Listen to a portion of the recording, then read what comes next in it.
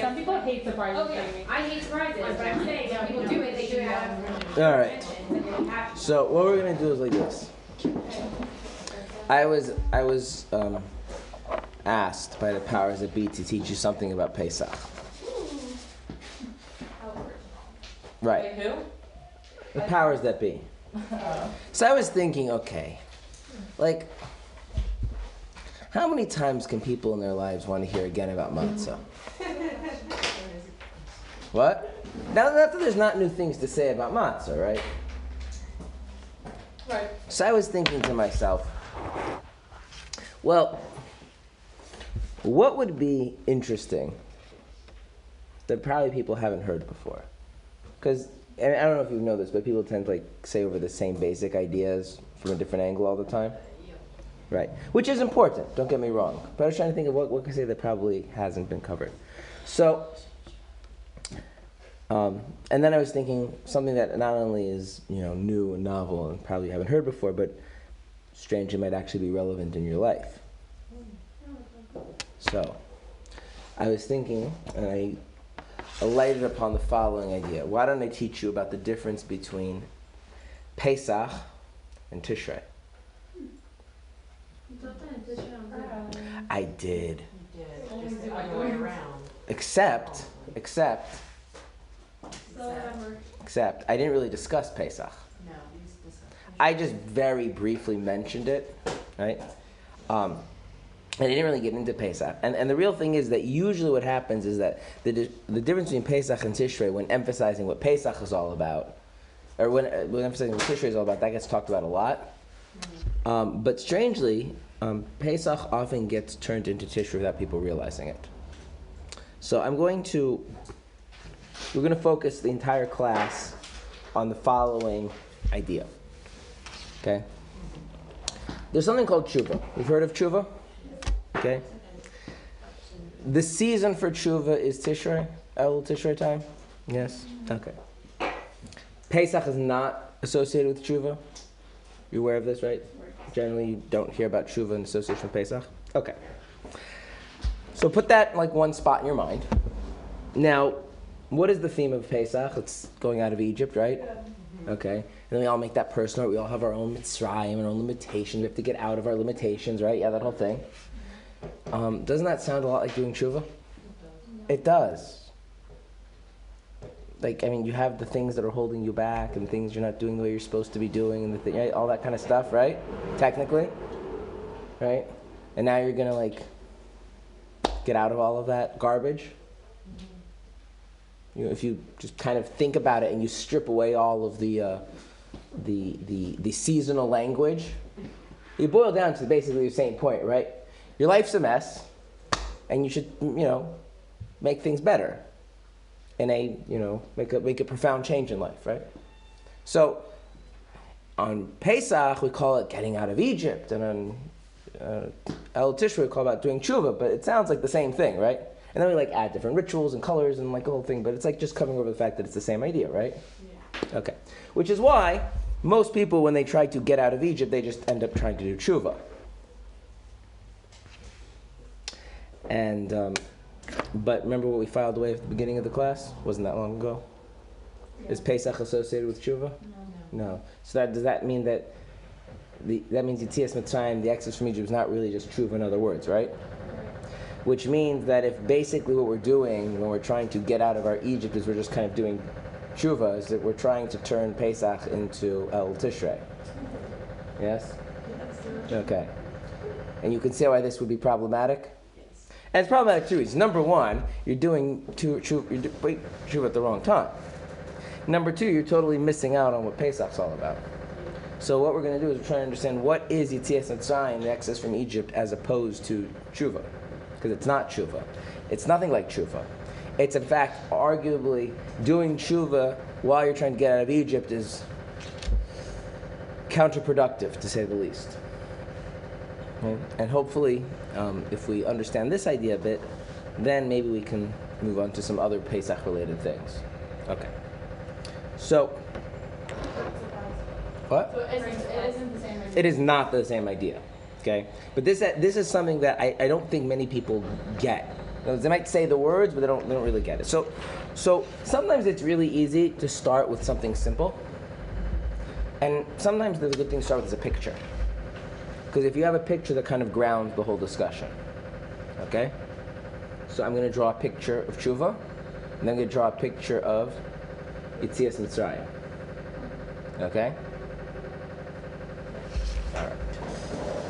Here is my tshuva picture.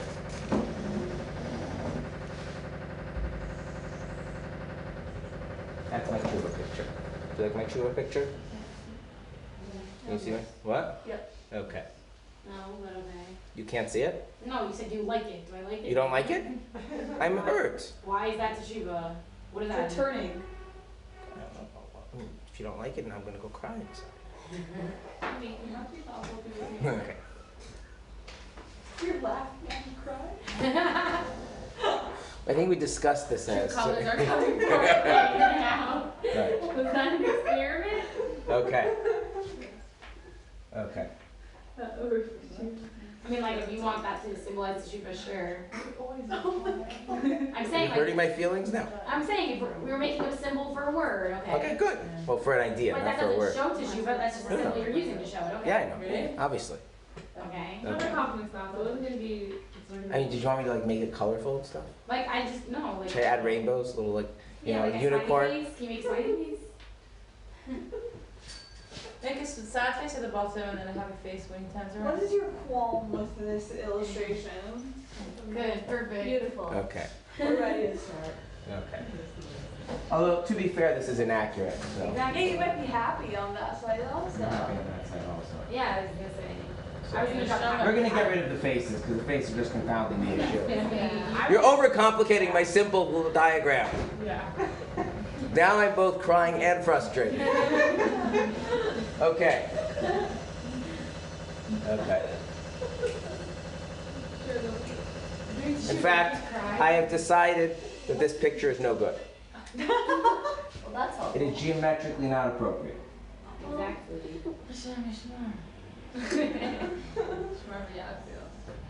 No. Such a sharp turn. Yes. No, it's more accurate. Okay. Okay. Okay.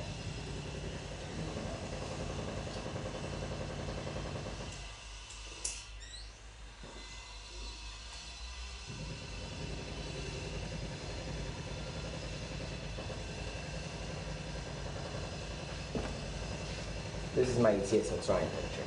Wait, that's true and that's. This is tshuva.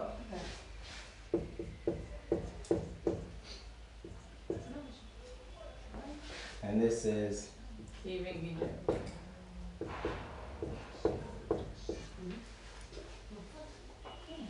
Okay.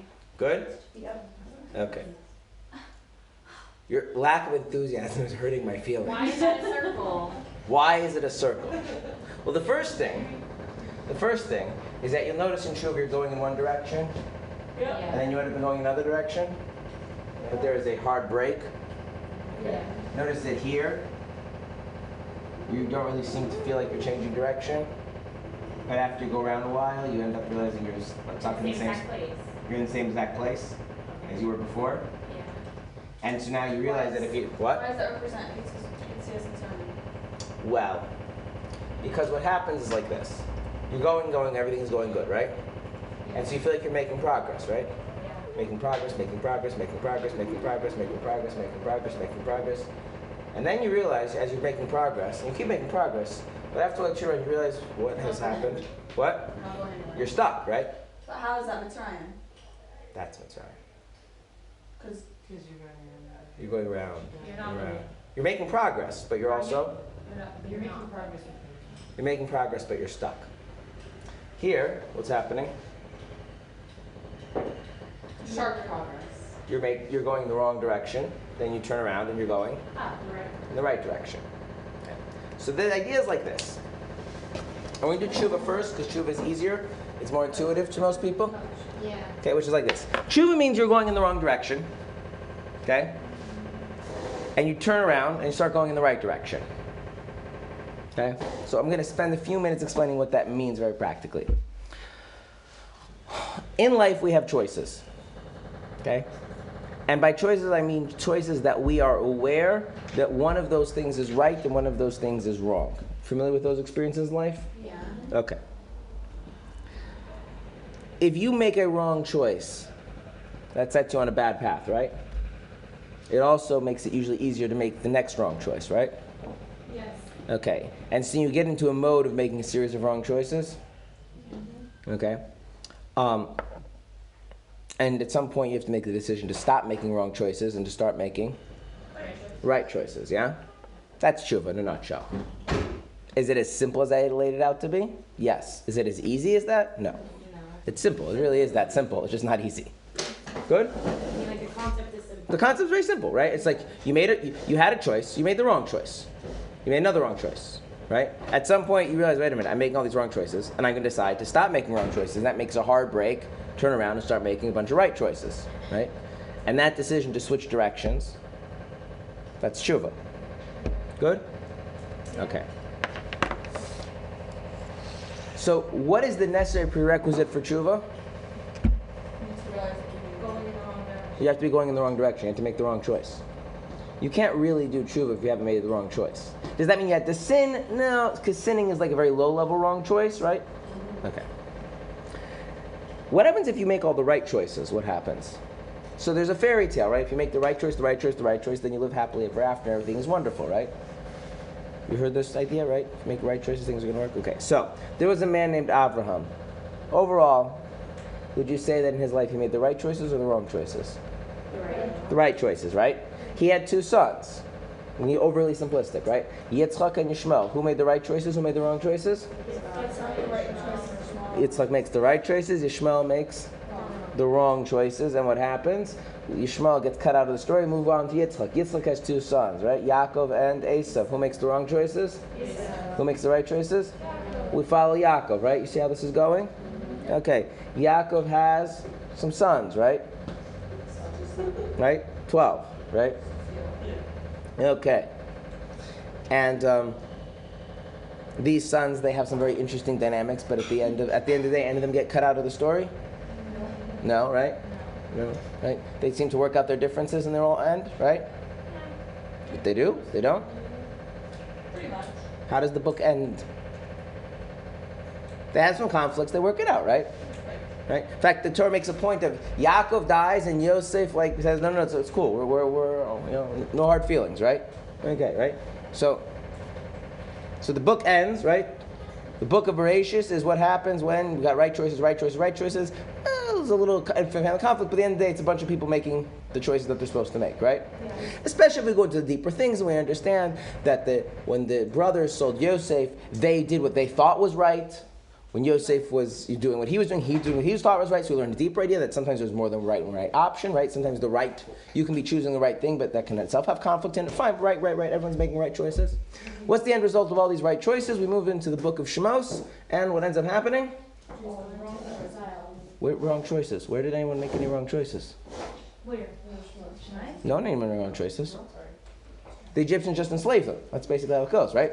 Moreover, What do you mean? The book of Shema is Chetega. that's afterwards. That's what I'm talking about. That's later. Yeah, they get right. So now let's backtrack a little bit, right? Yeah. This idea that they get stuck in Egypt, when does this first show up? By Avram, right? Avram, right? Our right choice guy, right? Hashem tells Avram, you made all these right choices. I want you to know how this is going to play out, right? Your descendants are going to get stuck in Egypt. Right, so what is the result of making the right choices? Not you can. You will get stuck in Egypt. It feels like you're making progress. You know why? Because it's a very big circle, so you're going for a while. And only after a while you realize that you're stuck. Okay? In other words, the exodus from Egypt, right, which is the solution to being enslaved in Egypt, is part of a process of things working right, as opposed to, right. So there's an idea, in other words, of everything is going the way it should. As a result of things going the way it should, things get stuck, right? And then there needs to be a rebirth. Does anyone need to do the wrong thing in order for that to happen? No. No, in fact, that is, right? So now if you're like trying to figure out where you went wrong to how to get out of Egypt, you just like mixing things up, right? Right, so now we're going to spend a minute and think about all the stuff that, we talk about, Yetzias Mitzrayim, getting out of our personal Egypt, blah, blah, blah, blah, blah, right? Immediately our mind turns to which things? Which things that we've done wrong, choices that we've made, problems that we've created for ourselves, and how we can fix them. That's true. But that's not, right? That's tshuva. So our minds should think about what problems have our successes created. In other words, where has our growth gotten us stuck? Okay. How can growth get you? That's what we're going to talk about.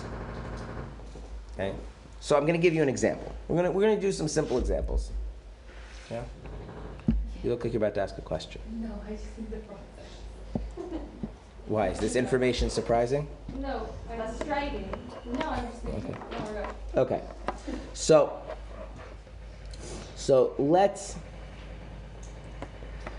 use like some very, very simple examples. Let's say you did a really good job being a student in school. Okay? What are some of the things, what are some of the habits, the tendencies that you would pick up to do really well in formal schooling? Regular K through 12 schooling. Yeah, well, like let's say you did really well in school. What are some of the traits, habits, behaviors, tendencies of mind? Time management, Note-taking. Okay, I want to be more specific, rather than very broad things. Okay, there's time management. Time management is very important. But it's a very specific kind of time management. What kind of time management is it?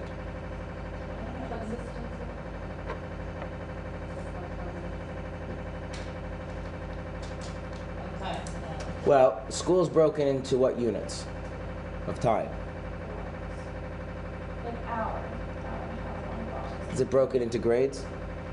Those grades usually broken in most schooling systems into semesters. Some have trimesters, but usually semesters, right?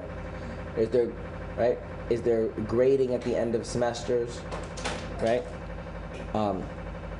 And when you graduate from one grade to another, or you move from another semester to another, right, you kind of like start over a whole new set of grading, right? And so you're managing your time based on this whole, right?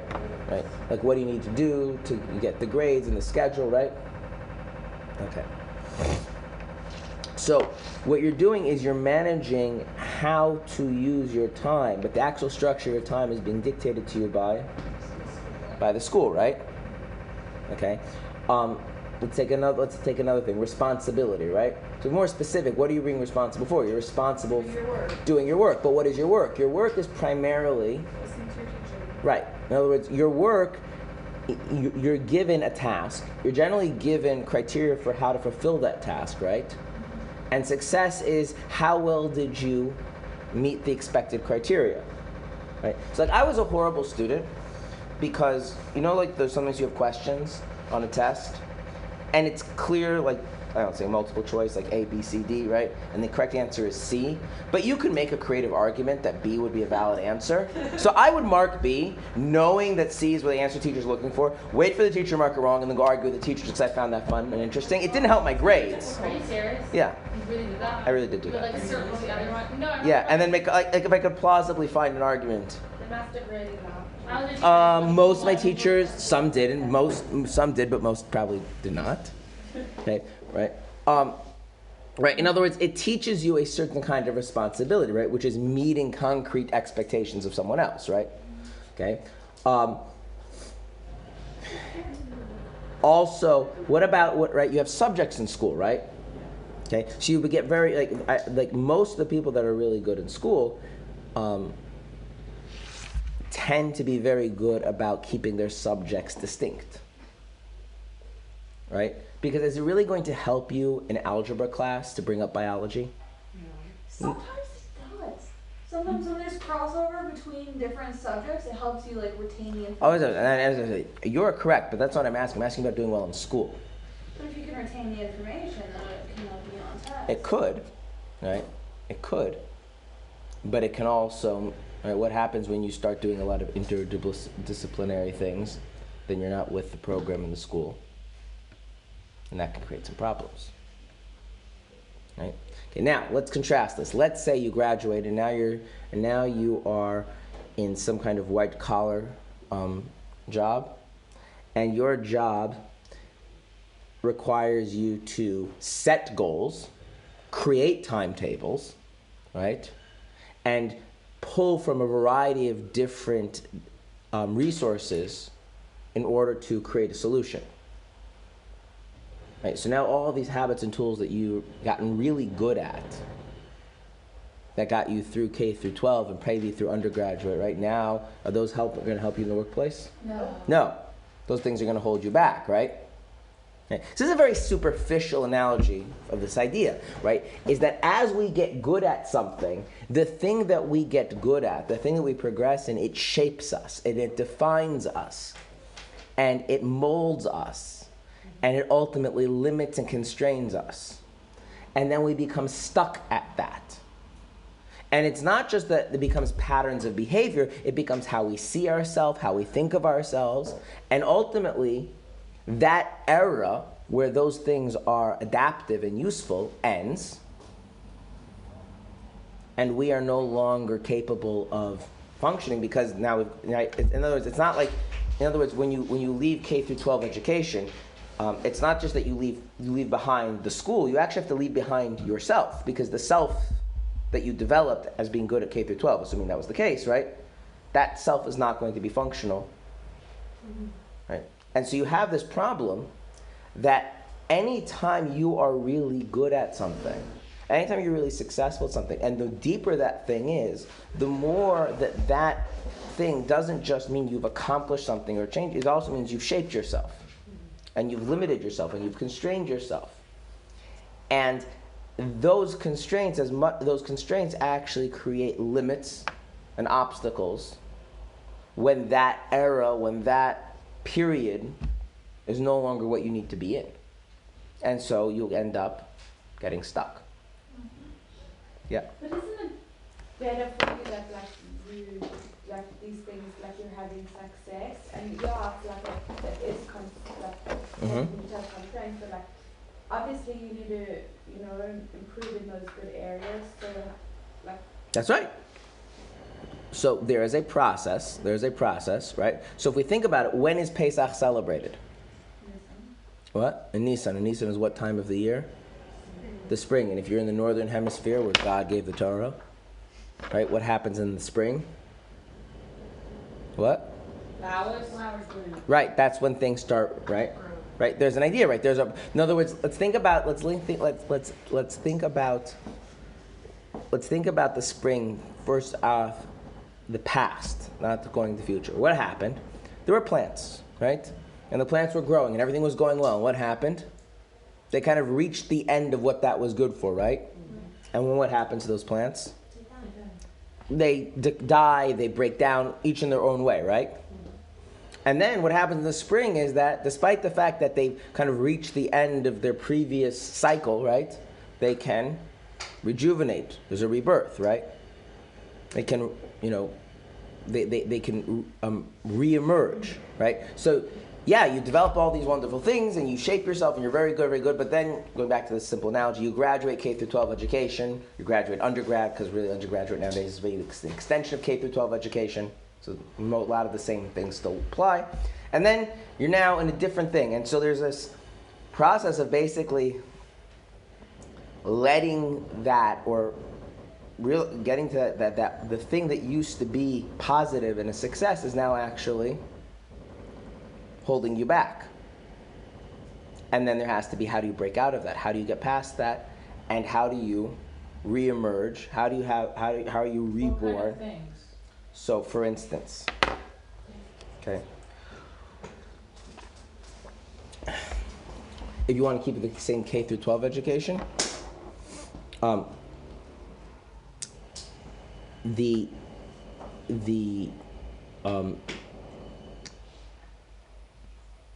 sense that you are working on someone else's, setting up that someone else sets up the expectation, someone else sets up the schedule, and you're just supposed to go through that. I mean, some jobs still work that, but let's say you're not in that kind of a job, right? Just for the purpose of illustration.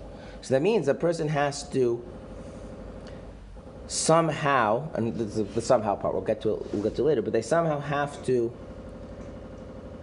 become freed of the idea that someone else is going to tell me how it's supposed to be done. Someone else is going to tell me how long it's supposed to take.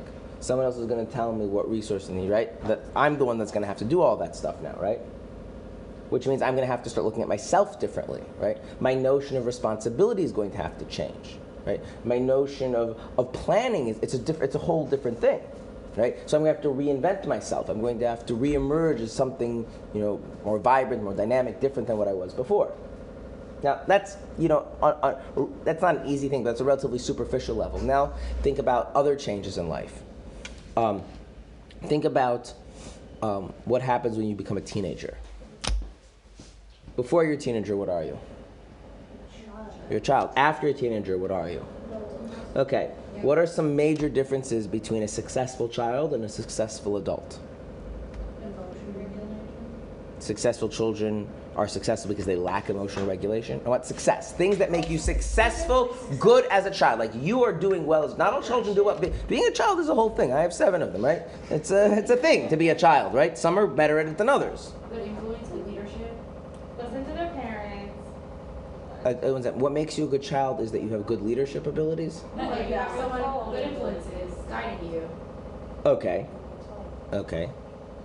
That makes you a good. That's something the child has. I want things that the child has to have, like traits, qualities about the child. So you're saying, yeah, child has good parents. That's better than child having bad parents. That's true, but that's the environment. I want something to describe right? We often don't think of children as this way, but you really should. Like what does the child? Maybe like an easy child, like not difficult. Yeah, but that's something that the child. I want something that. Good listener. We like when they listen. We like. And I want what we like. What makes them successful. Carefree. What? Carefree. Not like picky. Not picky. Okay. No, it's mature person. Okay. Like able to take direction, able to listen. Able to take direction, able to listen. Okay. Able to do things on their own. That's what I mean mature. What do you mean? Let's talk about this doing things on its own. What kinds of things? This is good. What kinds of things should a child be good at doing on their own? Right? As they move from Making good decisions. Getting dressed. Yeah. Making good decisions. Yeah. Like we expect a 9-year-old to make what kind of decisions? Like if a 9-year-old's friend comes and says, "Let's skip class," they should say, "No, that's a good decision." Okay. Why? Why should they say no? Skipping class is bad. They should be in school. So this is. Let's go a little bit deeper. A 9-year-old is supposed to have that kind of developed sense of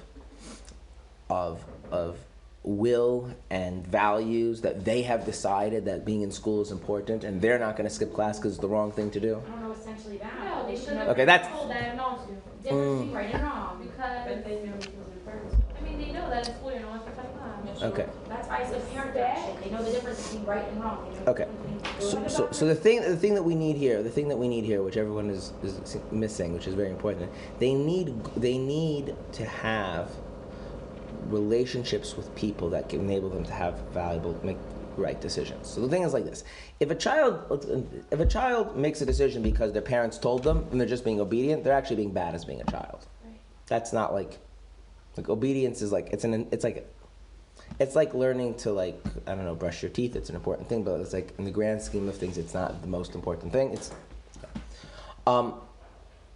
But then if you say you're not expecting a 9-year-old to have like a personally developed system of values. In fact, if they do, Not that a particular one, but yes, a little bit. no. Why? Knowing that punching someone in school is not good, that's mean. That's a value. Knowing being nice to others, treat others with kindness, that's a value. No. The children, this is very important, children are not little adults. Children are different kinds of creatures. Children's sense of self is developed through attachment to others, primarily their parents. Yeah. So, a lot of what gives the child the sense of right and wrong is vicariously seeing the world through whose eyes? Their parents, right, or some other, adult, right? So a successful child is one who's able to develop those kinds of relationships. Now, obviously, some of that depends on the caregivers, right? But some children, and that's something the child, so when you're talking about 2 or 3 years old, that's very little, right? But you're talking about a 9-year-old, the children really work on trying to kind of see the world through the relationships of the people that are really important to them in their lives, and that's how they develop things. So they're relating to the world orbiting around someone else, and the sense of stability of that and consistency of that and calm that's built into that, helps them develop and be more successful as children, and the lack of that really messes things up. Okay. Now, if you've got someone who's let's skip to some obvious age, a 40-year-old, yeah? And the 40-year-old's sense of right and wrong is through looking through the world through someone else's eyes, right? Okay. So what happens if you have, say, a child, right? And the parents are a mess. And so the child kind of tries to figure out on their own what's right and wrong, what needs to get done, and kind of hold everything together and tries to be the anchor in their own life at 9, 10, 11. The child gets pretty messed up. But on the other hand, right, if you have the 40-year-old, right, and they're anchoring their sense of right and wrong through seeing the world through someone else's eyes, right? We have other names for that, right? Someone's whole life is, well, what would my parents think, or what would my spouse think? They don't really have their own sense of values and goals, right? So something radically shifts between the child and adult. It's almost opposite, right? And why? What happened? What makes one of the things that makes teenage years very, very difficult? Right, because in teenage years you kind of you've kind of exhausted the living the world through someone else's eyes. And what worked really well at 7, 8, 9, 10, 11, 12ish, 13, you start seeing it doesn't work anymore. But that's the only thing you know how to do. Right? So what used to be success is now prison. Right? And it's not obviously clear to the person who's starting to go through that what it looks like on the other side to have your own values, right? And sometimes people do really stupid things. They just take whatever their parents said and do the exact opposite, right? Which is just as silly because that's you're still not having your own values, right? Okay, so that's just on a level of psychological development. Okay, when you're a child, your relationship with your parents is defined by the fact that they're your parents, and in as much as they're your parents, how do you have to view them? And I don't mean how do you have to view them for the sake of what's right and wrong. I mean for your own psychological development, how do you have to view your parents when you're a little child? They're better than you. They're stable. Right? They're reliable, they're dependable. They make the right decisions. They will always be there for you. Right? Now, but are your parents actually like that? No, basically you just treat your parents as some kind of God, right? But your parents are not God, your parents are people, right? And then what happens is as an adult, you can't really have a relationship with your parents like that so then you have to have a relationship with your parents as they're people, but they're not just people, they're people, so it's a whole different thing, right? And there's so many things, okay? You can talk about, for instance, being a parent. What does it mean to be a parent? Well, if your children are infants, it means physically caring for them and just showering them with affection, and that's basically it, right? As they move into toddlers, it means disciplining them, right? Right? But as teenagers, it means something else entirely, right? And so you can be really good at raising children and really bad, and that very same thing that makes you really good at having a relationship with a 7-year-old and a 10-year-old it's now the thing that's destroying your relationship when they're 15, right? Okay. Learning. What's the first step to mastering any subject? Proactive thing. I mean, there's obviously interest and being open-minded, all that stuff. But what's the first thing that you actually have to do if you really want to master a subject? People don't like doing this. Rote memorization. Yes, because if you want to master something, you need facts at your disposal. No. That's why most people don't master most things. Rote memorization, as much as you can What handle. about like math? Math, you have to understand. Maths? Yeah. Yeah? Okay.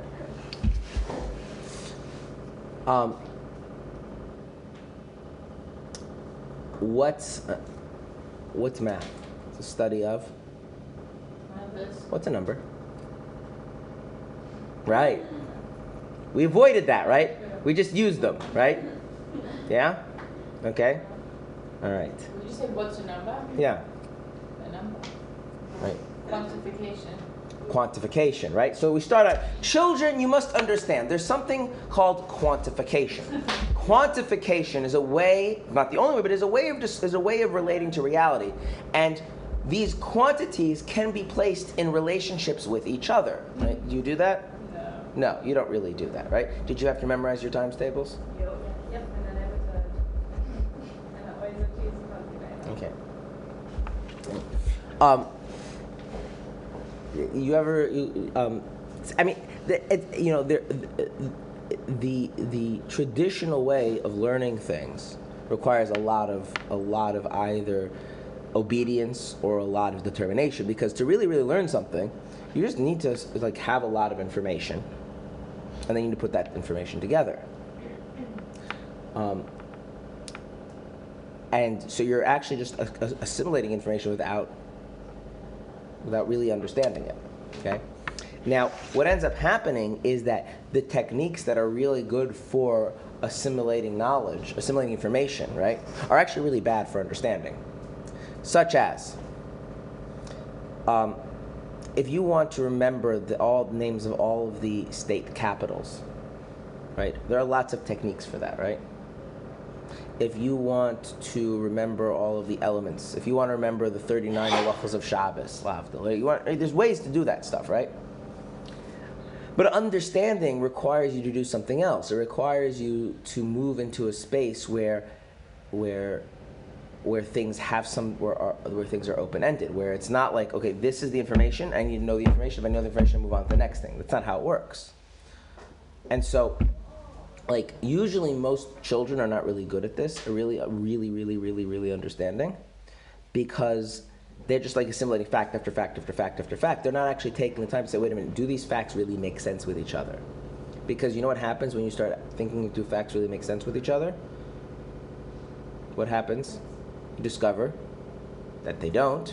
It doesn't make sense, and you have to deal with things like confusion. You have to deal right, and you have the confusion about things. You're not just throwing stuff out, and that requires a kind of maturity of mind. And so, children that are really good at like regurgitating the right answer and memorizing all the information, they can get pretty well. And depending on how your education system, they may even do really well up into undergraduate levels of things. But once you actually have to start like really understanding things, it's a whole different and it's a whole different thing. And there's this whole shift that has to happen. Okay? And I'll give you another example. What happens if you have a goal in life?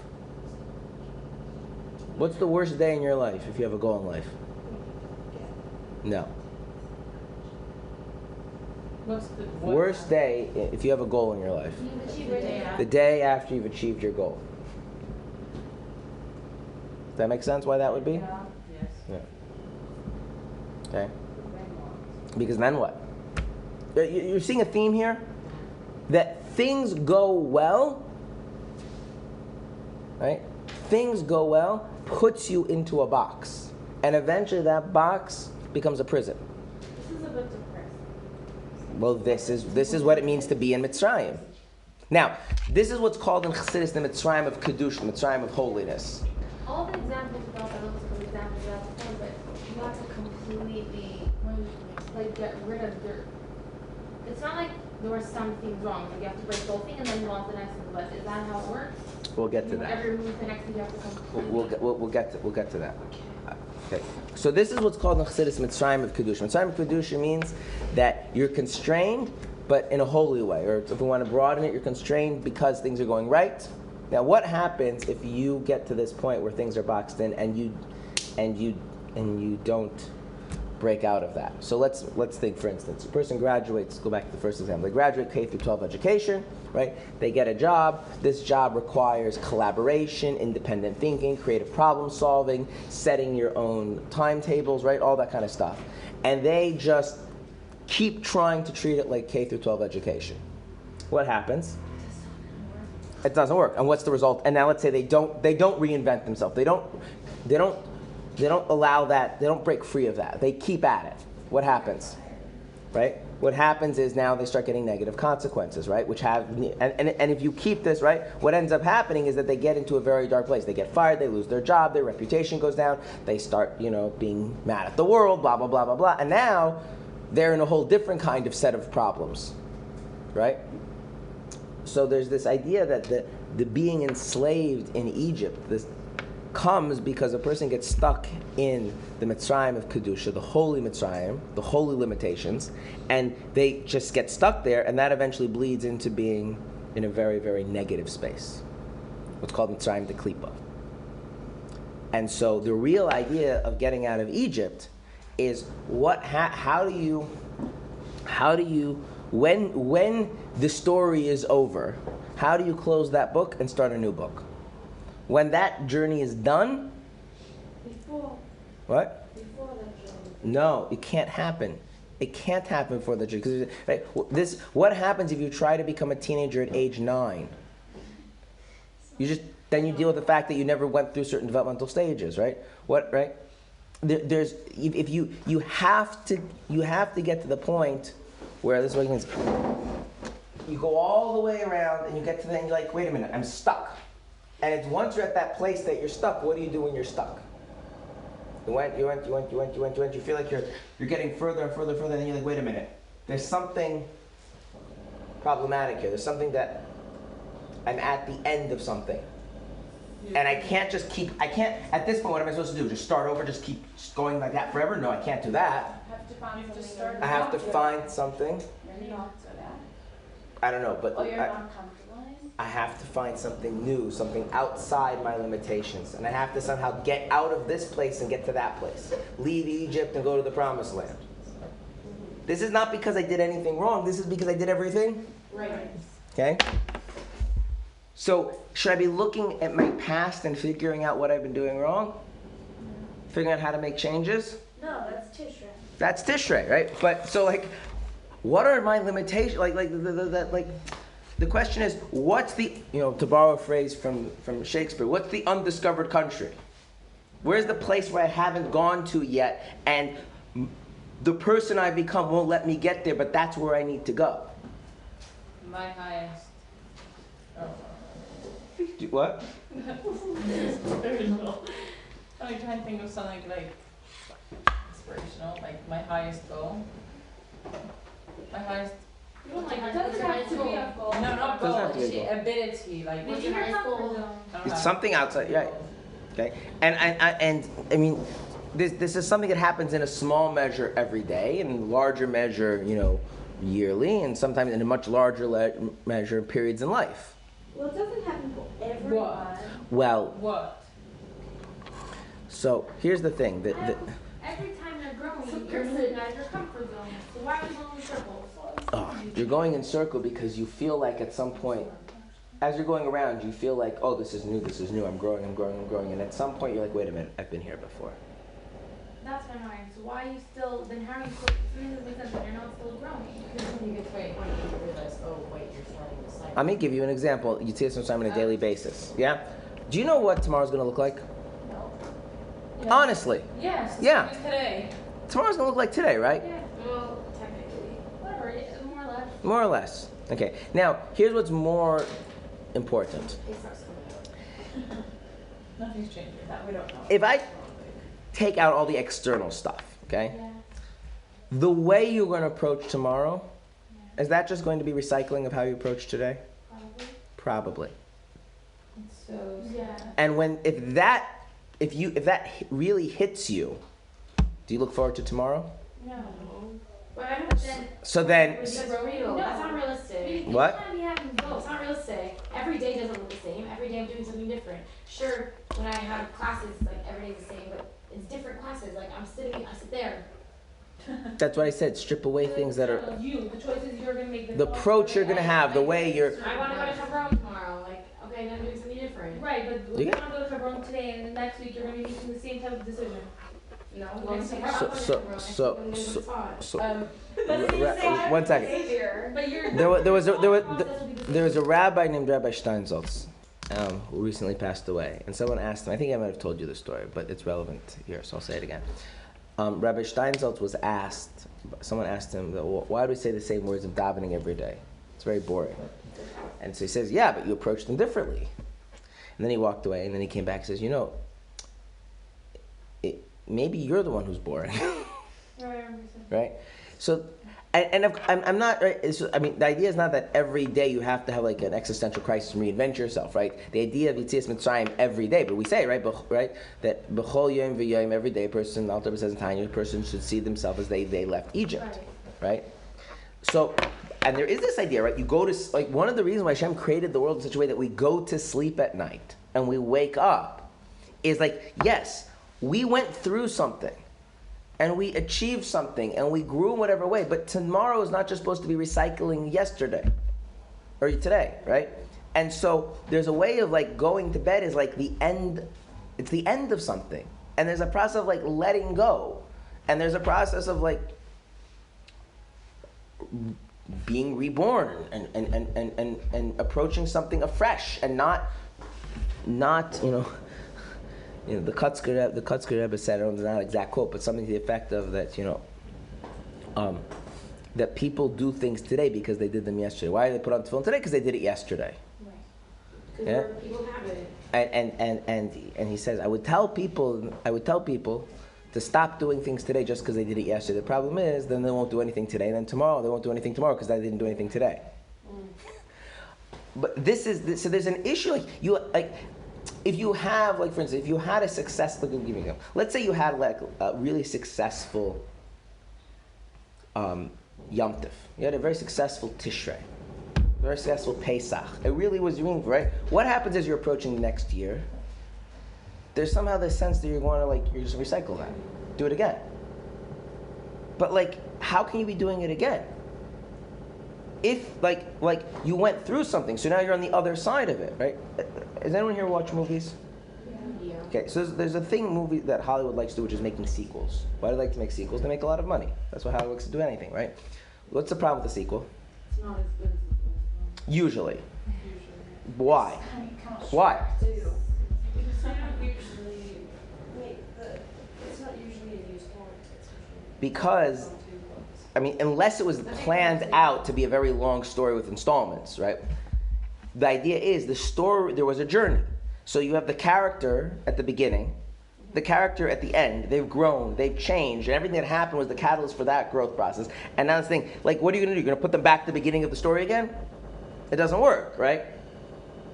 And so, like, it doesn't have that, right? That's the thing. It's like, you've gone all this way around. You're like, wait a minute, I'm not going to go do that again. And so, like, okay, I'm not going to do that again, but that's what I am. That's what I know. That's what I like. So it has to be different, right? So the Jews are in Mitzrayim, right? And they're feeling crushed. They're feeling oppressed. And what do? They call out to Hashem, right? Like, get me out of here. I can't go through with more of this. Not that this was bad. It was great. But it was great up until it reaches the end of its life cycle. And then it has to die. And there has to be a rebirth, right? And this is the idea that Pesach is in the spring, right? And this is the idea of that the Pesach on a daily basis, the waking up in the morning prayers, right? And the Shema in the morning, right? There's this idea that you can't just this life. There's a life that looks like this, right? That you're just going the right direction and just keep growing. That does not exist. Sometimes you're going in the wrong direction, you've got to just turn around. But if you're going in the right direction, you eventually just realize that, like, you've outlived that. You've gone through that. You've acquired what you can acquire. And if you keep approaching things that way, you're just going to spiral into a very unproductive and often very dark place. Well, if you're being a good person. So you have to, right? And so there's really two steps, which is one, you have to get stuck in exile, right? The thing has to eventually become constraining, right? You have to get to the point that, like, using this example, right, that your parents' house is too small for you. Like, it's too much. Like, it's great, wonderful, but like, I can't live in my parents' house anymore, right? And then, okay, but now if I'm not gonna live in my parents' house, now what? The whole world? I mean, you could go move to Tibet, right? Like, really, like, it's a scary thing once the mode you have been working in has outlived, and that becomes a constraint, that becomes a prison. So you have to move out of that. So then it's scary, because like it's like the Jews go out into the desert. They don't know where they're going. They don't know what's going to look like. They don't know how it's going to play out. Right? You got really good at being in high school, but what's going to be like after high school? You get really good. Right? You know what happens often? A lot of times the shluchos, right? They really did a really good job in high school. They go to seminary. Seminary is kind of like high school because they're still a thing. And then they become a shlucha, and all of a sudden, is there anybody telling them what they're supposed to be telling everybody else? And so this often happens. Is like, what am I supposed to tell this person? It's a different dynamic, and you can do anything. And the more you realize that today is a new day, I really don't have to recycle yesterday. I can pick up and do anything. So now the question is, what should I do? How should I approach things? How do I move to a place which is better and a good place, rather than just becoming like wandering around, going nowhere, getting stuck? And this is the issue of Yetzias Mitzrayim. How do you make this kind of transition or rebirth in an effective manner, which has nothing to do with the wrong choices we've made? Yeah. The thing of like getting stuck and doing the same repetitive things is if you're not having any downs, right? If you're not having any downs. You said before, if you're finally being a good person and doing all the right things, and you're just on one continuous line, it gets like boring, and you said you can go into depression, whatever. Yeah. What? Yeah. But that's what does that mean if you're doing the good things? Because none of us are on that level.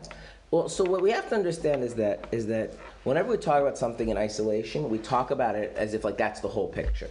Every Jew goes through Tishrei, every Jew goes through Pesach, right? Because there are aspects of our life where our life is a bunch of wrong decisions that need to be corrected, right? Yeah. But that is not the totality of our life. A lot of our life is the right decisions and growing and developing, and that growing and developing coming to an end and coming to a maturation, and then you get stuck in something. You get stuck in a way of being, or stuck in a way of thinking about your goals. That's the result of doing things right. So we have one half of the year, right, where we're focusing on one set of one aspect of our life. Another, like, it's not like you're either a Tishrei Jew or a Pesach Jew. There's no such thing. There's definitely areas in our lives where we're making wrong decisions, where we're messing things up. We need to fix those things, and such and such and such. And then there's areas of life where things aren't working out because we're stuck in what used to work for us. And it's spiraling into a deeper problem because we're not breaking out of what used to work for us, because before it really was growth, and before it really was, but it outlived its usefulness. It's become a cage. How do you know?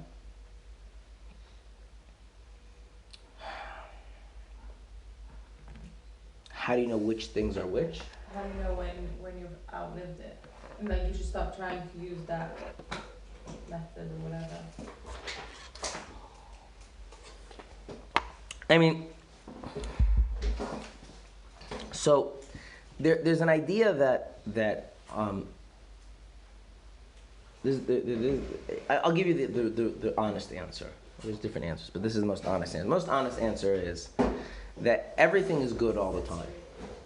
It's always the right time to do tshuva. It's always the right time to get out of Mitzrayim. It's always the right time to be joyous. It's always the right everything. There's always the good time. There's always the right time for it. However, what happens if you try to do everything at once? Right. So, in the absence of something overwhelmingly clearly being the thing you need to be focused on, Hashem gives us a calendar. So if it's Pesach time, in the absence of you overwhelmingly clearly need to do tshuva, right? That could happen, right? But all things being equal, if it's Pesach time, what should you be looking for? my Mitzrayim and how to get out of my Mitzrayim. And if it's El Tishrei time, right? Yeah. That's right. So, in other words, it's not. Sometimes where a person is going through in life is that it's very clear they're going through a dynamic that has nothing to do with what's on the calendar. Like, a person could. It could be the middle. It could be the middle of Tishrei, and it hits them. They have this crisis of like, what now in my life? That could happen, right? What now in my relationship with Hashem? What now in my marriage? What now with my like? It could strike them in the middle of Tishrei, and it could in the middle of Nisan. It's possible that a person realizes like they've been doing like some really serious errors, and like they have to stop because they're just going to destroy their life this way. Right? That could happen, right? But there's always the whole smorgasbord of things. So Hashem's like, you know what? If you don't have anything clearly like, burning a hole in your soul, so Nisan, focus on this. Tishrei, focus on this. And you end up getting, a little bit of everything. Does that make sense? Yeah. Yeah, but now it seems like Nissan is so much But- harder. What? Now it seems like Nissan is so much harder. Nisan is harder. You have The to pick what one now what. comes when things are going well. Yeah. They're going There's well. no, like, pushing you. That's right, because the thing is, like, when you're going around on this, right? Here you feel this motivation because it's like this. If you're at this point, it feels like that's like a destination. Like you'll get there, right? And but once you get there, you're like, wait a minute, I'm just like, Positive. yeah. So what's the point? I'm gonna just repeat that. So, You know what I'm talking about? 100%. But it's the worst thing because then what? I'm saying like, should be something wrong, you fix it, yay. Yeah, that's right. But So- here it's not like you have to fix something. It's like when you actually have to work, you actually have to like push yourself, and you have to like move on. Right. So, okay. So what I want to do is I want to talk about the first step of Yetzias Mitzrayim, which is an overlooked step. The first step of Yetzias Mitzrayim. What was the first step in the Yetzias Mitzrayim? What's the first thing that happened, right? So the story of Shemos, right? The Jews get enslaved, right? Which again is not prompted by anybody like doing the wrong thing, right? Right. And then what's happened? Where does things start turning around? After they pray out to Hashem. They cry out to Hashem. Okay, but this is very important. Who do they cry out to? No. Who do they cry out to? This is very important. What? Mission. Go cry out to Their Moshe. parents, Close. They cry out to Hashem, but see the problem with Hashem, the problem with God is that God is very vague. Okay, who do they call out to? merciful attribute. The God of their fathers.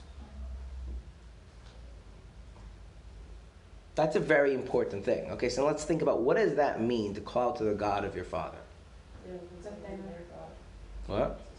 It's not theirs, it's their father. Like it's somebody that helped their fathers, not them. So they help hoping that their Hashem is gonna help them, like they help their father. Saying God of our fathers isn't saying my God, it's saying God of your fathers. Okay.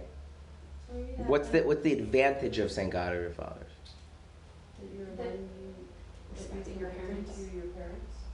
Even if I don't see you, like even if you're maybe, even if in my life right now, I'm not feeling like the fact that you're still there, it's kind of like Hashem still, maybe I'm not connected at all, but he's still the God, like he's still part of, meaning if my fathers who I respect or whatever, were connected to him, then there's still to fall back on, kind of. Okay, you're getting at it. You're getting at it, right? There's this idea.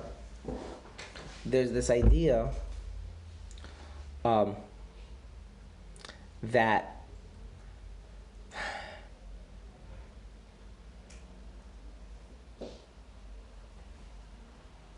even though I'm stuck, it doesn't mean I've been abandoned. Okay? So, a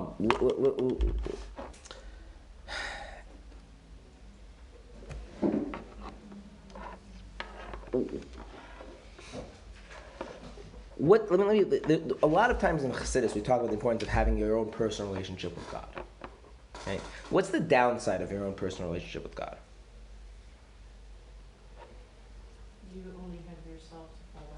That's right. Think about a child, right? A child, right? Right? One of the key things about a child is that a child falls back on their parents. A child has the sense that, like, hopefully, if everything's the way it's supposed to be, right? The parents are there, right?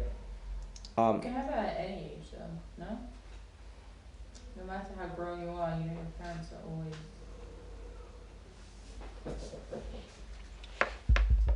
So, yeah, but it changes. It changes. I mean, there was a.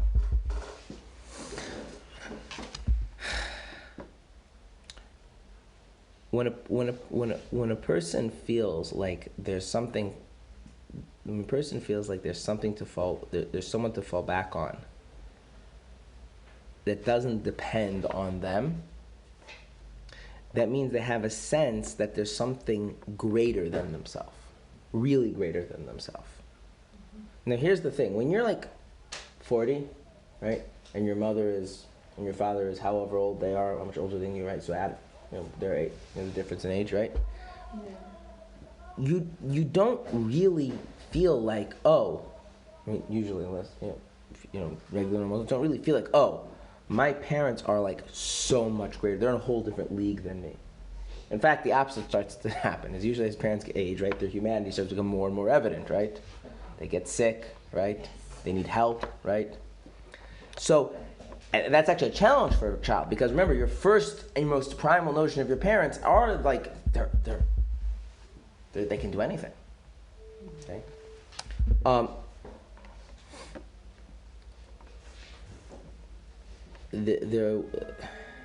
You heard of Rabbi Soloveitchik, who's the Rosh Yeshiva of Yeshiva University, often known as JB for some strange reason. JB? Yeah, JB Soloveitchik. I don't know why people think that it's okay to call him that, but what? Anyway, so he was not a chassid, but he grew up in a chassidic town and had a chassid. A chassid was a Lubavitcher was the teacher of the cheder, and he tells a story that one time. They were learning Chumash, and the way it worked is these are the old time cheder in the shtetl. So the way it worked is like the kids are reading the Chumash, and they read the psukim in Hebrew and they translate them into Yiddish. I don't know anyone ever had this in school, but it's like Vayomer Hashem and the Eibishrat Gezakt, and you just like there's a sing song and you just go through, and this chassid was like like half paying attention, like in his own thoughts, and the kids are just like reciting. And at one point, they're learning the parsha where Yosef's interrogating his brothers. They don't know who's Yosef, and he says, "Do you have a father? Yesh lechem av. Do you have a father?" And the kids say that, and all of a sudden he tells the story that the Malamed, the teacher, just like woke up. He's like, "What did you say?" So the kids read again. "Do you have a father?" And he looks like these burning eyes. "Do you have a father? Do you have a father? Do you know what it means to have a father?" And he says, a kid, he didn't get it, but after he realized, like, a father means there's a beyond you, a higher than yourself, a truth that doesn't, even when, not just like it's just a technical person. You have a father, you have a mother, there's this deep role, there's something that goes far beyond where I'm holding at this very moment. Right? And at some point, like, you start to realize, and this was what this Malam was saying, at some point you start to realize that your human father can never really be a father, because he's only human. So what does it mean you call to the God of your father? Who is the God of your father?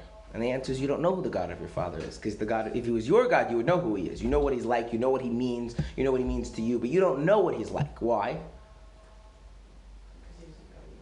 Okay, but you know that he's there and you can rely on him, right?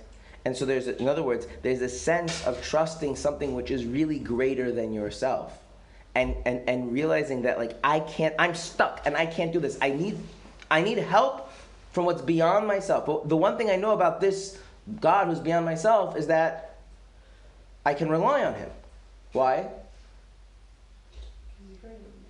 No, well, he's greater than me, rely on him, right? So this notion of fathers, on the one hand, the father shows on this distance, right? It's beyond you, before you, doesn't depend on you, but at the same time, it's your father, right? There's a care and there's a concern, and so there's a trust, right? So a person gets stuck in this point.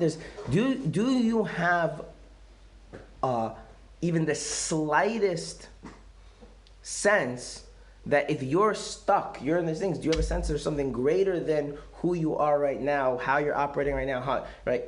That you can call out to, that you can ask help from. Right? What happens, and this is going to be key, when the Jews actually leave Egypt, is it's all about trusting in Hashem. It's all about following God, right? So the point at which the Exodus begins is they call out the God of the forefathers for help. And the point at which the Exodus occurs is when they follow God out into the unknown. Which means, and this is why you were very accurate when you said this is harder than Tshuva, you can't get out of Egypt yourself, right? And so to realize you can't, that I can't do this on my own, and yet trust that there is something greater than me that can get me out, and ask for that help, and willing to trust that and follow that where that leads, right? That's a whole different set of difficulties. Now, if you put this in language of Chassidus, this is the idea of trusting in deeper parts of your neshama, getting in touch with deeper parts of your soul. Like, what does that mean? So you're anything, you're going through your days, and I don't know, if you're talking about like the Rabbi by the Shem, like you're davening or whatever, and then what? When I start davening, then the Shem help me, now what? No. Like, and what? Like, lightning's gonna hit you? Like, No. I'm saying, like, what happened? Like, it's still the same circle going round and round and round and round and round.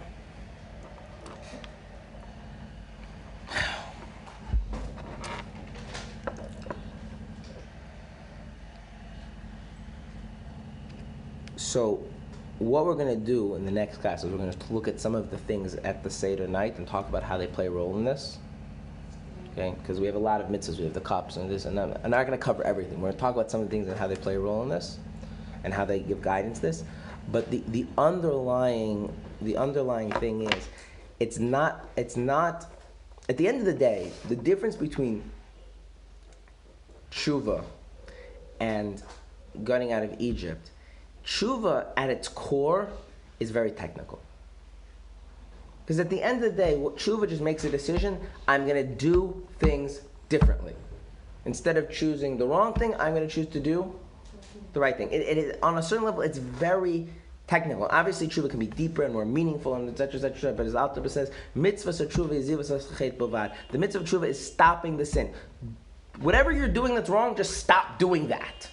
Make a decision to stop doing it. Okay? Which, again, it's not easy, but there's a certain superficiality to that. On the other hand, coming to terms with the fact that you can't get yourself out of this mess, because the mess is not something to fix. It's everything went right. Like, that's it. It's the end of the road, and to have that kind of honesty and humility to realize that you need help and to trust that there is something reliable beyond you. That's like the exact opposite. It's not technical at all. It's very, very personal. It's very deep inside you. And so when a person tries to make Yetzias Mitzrayim into a technical thing, I'm going to make a decision to get out of it, it doesn't work that way. There's almost a point, one could argue, I would say this, there's almost a point of that you have to despair of your own ability. You have to realize that you're limited to the point that you despair of your ability to get out of your own limitations. You don't despair of the fact that you can get out, but that you can get yourself out. Right? At what point do the Jews call out to the God when it becomes unbearable? Right? So you have to get to that point, right? And so there's this sense of take the example if tomorrow's going to be basically like today, right? Yeah. Well, the only way that to get out of that Mitzrayim would really be at the end of today, not now. Yeah. To really face in a very, very honest way, gaze in the mirror, but metaphorically speaking, the fact that I am probably just going to approach tomorrow the way I did today. Until that is just unbearable. I can't do that. I need, I don't know what, but I need something. and that has that there's a certain desperation, there's a certain unwillingness to just repeat today tomorrow. And a person goes to sleep like that, how do you think they're going to wake up? I think Hashem would answer that. Do they think that they'll wake up with just the sense that they're just repeating the previous day? No. Now, do you know what it's going to look like? You don't know what it's going to look like. I feel like so many times we get frustrated and like weird, whatever, and like it just keeps going. Like you're not gonna wake up and like, cause last night, I mean, yeah, I guess according to this work, but like. But it getting out of Mitzrayim is not. It's much more about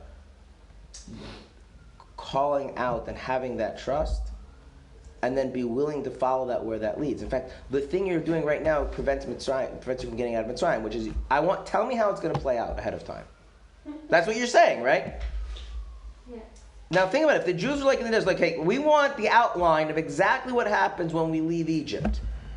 That's not how it worked, right? Right. And then Besides just not trusting necessarily how the process is going to end, does it also have to tie in that we might be too proud to admit that? It's definitely, right? So this gets into the idea of why we can't eat chametz, right? You're starting how these things come together. You can't eat chametz. There needs to be more. You need to taste the bitterness. Yeah, you can start if you take this, you can start seeing how a lot of the Pesach things actually relate to this idea. We'll talk about them tomorrow. But it's not this. I've resolved to change my life. That's not what it is. It's like I have the humility to look and say, like, I've reached the end of the road, and I have to and I have to call out and I have to trust of the God of my father to help me out of this, to carry me to the other side of the horizon where I don't know what it is and I don't know what it's going to be like.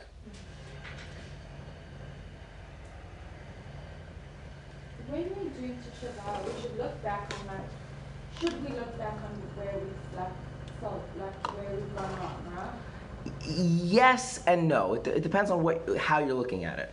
Okay, but then when we're leaving, but when we're leaving Mitzrayim, should we look at also look back? No, there's no point in looking back. But what about looking back at all the good things that you did and helping that get you through to the next thing? But that won't. Then it means you're not early at the Mitzrayim. If the stuff is that's not. That's one of the ways of keeping a person in Mitzrayim. Like the Jew, right? The Jews like, but we had it good there, right? We had food. We were taken care of. In other words, even the chametz, right? Chametz is not forbidden the whole year, right? The sense of pride, the sense of accomplishment, those are not the sense of appreciation. It's not bad things, but when you get to the end of the road, think about it. Imagine someone graduates valedictorian of their high school, right? And they take that sense of pride and accomplishment into college. Now, if they're valedictorian of their high school, they're probably going to a college where they're not all the valedictorians are going, right? Yeah. Which means that what are they? They went from being the top and the accomplished to average. So they have to see themselves as what? As average. And that's a whole new journey, right? You see what I'm saying? There is this notion that, yes, this story's come to an end. This chapter is over. You did it. And doing it is actually not as great as you thought. When you begin, you think the end is going to be amazing. And the end is actually not that amazing. It really isn't. The end becomes its own little, it's like the sink that gets clogged. That's what it's like. And you've got to unclog it, you've got to break through, you've got to start something new. And the thing is that but I can't, because I am what I've made of myself in this journey, in this process, and that person with that way of approaching things, that can't be the hero of the next story. So there has to be a God of my father who I call out to, who I trust, who I have the humility to accept and to trust and to go to a new place. And I don't know how it's going to work out. What? Why, I get it, obviously Hashem is involved, but why, you keep saying, you can't do it on your own, why can't you I don't know, train yourself, I don't know, like close that book and move on and see yourself as the new person in the new situation. So Not so practical. So there's the answer to that question is like this. There's two ways people approach things. One way is they draw on what they have, what they've accomplished, what they know, whatever it is. And another thing is that they're trusting that there's stuff about them they don't know yet. There's powers they don't have. There's abilities they're not aware of. There's whatever. Yeah. Okay. So when I talk about trusting, so it's like very rarely, very very rarely, is there like a miracle comes down from Hashem and it's like biblical thing, right? That's not. I don't mean trusting Hashem and like waiting that magically it all just works out, but. You're saying you can't help yourself. You can't help yourself because when you look at yourself, the person who you are is that limited being. Yeah. Now there's one second. Is there more to you than that? Yeah. Yeah. Okay. That more to you than that can get you through anything. That's the part of you that has this unbreakable connection to Hashem. That's the part where Hashem comes through in the life of the person. So you have to tap into that part of yourself. But tapping into that part of yourself, in other words, we're talking about two different things by the same name. What? I hate the line tapping. The thing is, if you go looking for it, you won't find it. That's the point. If you can find this part of yourself, then you can. Then you're not a Mitzrayim, right? If you can find it in yourself, right? I can't find it in myself. I don't know what it is. I don't know how it works, and yet I have this trust that there's what like the man. How are we gonna know where to go? What are we gonna eat? Hashem will take care of it. So how do you think people move out of I don't know, I think it was you once you gave the example a mother who the whole life she's raising her kids and then her kids get married and they're out of the house and they're like, now what? Right?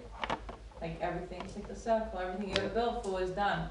They move on, they help themselves. Some do and some don't, but it comes down to a few things. One of them is is there arrogance, is there humility? We'll talk about the things that a lot of things in the Pesach have to do with that, right? The fact we don't eat chametz. We'll talk about these things tomorrow, but these things are things. But my point is, if you go look, with tshuva, you actually do go look in yourself. You're actually not looking in your past. You know what you should look for in your past? Don't look at what you did wrong. That's not helpful for tshuva. Look for the fact that it was your choice. Because if it was my choice to go in the wrong direction, then that means nothing stopping me from turning around and going in the right direction, right? So the only thing I'm supposed to look for in the past, the only thing I should look for in the past is that it was my decision. Which is, by the way, why the Rambam brings the idea of free will in the laws of tshuva. Because if I can bring myself to admit that it was my choice to sin, then I can do tshuva. If I can't bring myself to face that, then I can never do tshuva, because things made it happen, right? But here, if I look inside myself to find that place that will get me over the horizon, I don't have access to that. So I have to trust that it's there. It's just scary, because once you find that you're in that state of, what now? And you know it, you're aware of it, obviously then you can never get out of your head and you have to just trust it. It's very scary, right? There's nothing you can do. Right. That's why it's Mitzrayim is compared to being born. Right? Imagine the difference between being in utero and then being born. It's what's happening? How do I get you just have to trust that it'll work out. Okay, but there's a way of developing that trust. The idea of there's the calling out to the God of our fathers, the idea of shechting the Pesach, the idea of eating the matzah, the maror, the 4 cups of wine. Right? All of these things, they have messages for us how this, right? And you're reborn. You're a new person. Who you are and how you see yourself at the end of that is different. You're not who you were when you were 7. Right, and you're not gonna, in 20 years you won't be who you are now. right?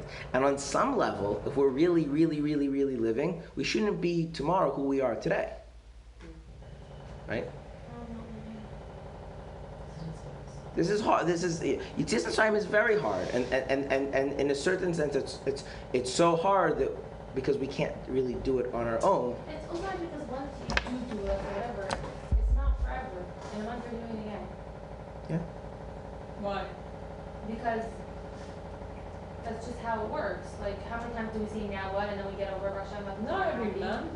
Well, it depends the degree. I'm saying, like, it could be, I don't know, it depends. I'm just saying, like, it's not like you did it and now wait a good 20 years and happens I'm again. saying, like, when you have a real now what in your life, it's like It lasts for a while. a few years. Yeah. Whatever. When does it happen? I mean, the way, look, if you could use the Mishnah. The Mishnah says, at 5 you start learning to read the Tanakh. At 10 you start learning Mishnah. 15 you start learning Gemara. 18 you get married. 20 you get a job, right? And then after that it's just 10-year increments. And there is something to that, right? In other words, like people have periods of life. And on some level, it's every year, which is why we have Pesach every year, right? And on some level, there's like the idea of every day, on a very minuscule level, right? Which is why if you remember the Exodus every day, and we say Shema every morning, and like. But it's a whole aspect of our life that very often, because we're preoccupied with what we've done wrong and wanting to fix it, we just twist the whole Yitzias Mitzrayim into just tshuva with different words, when it's not that at all. It's something entirely different. It's the rebirth because you've outlived that, whatever that was, right? The Avos, Avram, Yitzchak, Yaakov, the Shvatim, they lived a wonderful existence. And the end of that is being stuck in exile. And then something new was created, right? Am Yisrael, they get the Torah, right? Then we learn a whole new idea called sitting in tshuva, right? That's what happens right afterwards, right? They get the Torah, and they're like, okay, now we learn about sitting in tshuva too, right? Make sense? Okay, so tomorrow we're going to take this theme and try and see again some of the aspects of the Matzah and the Pesach in that light.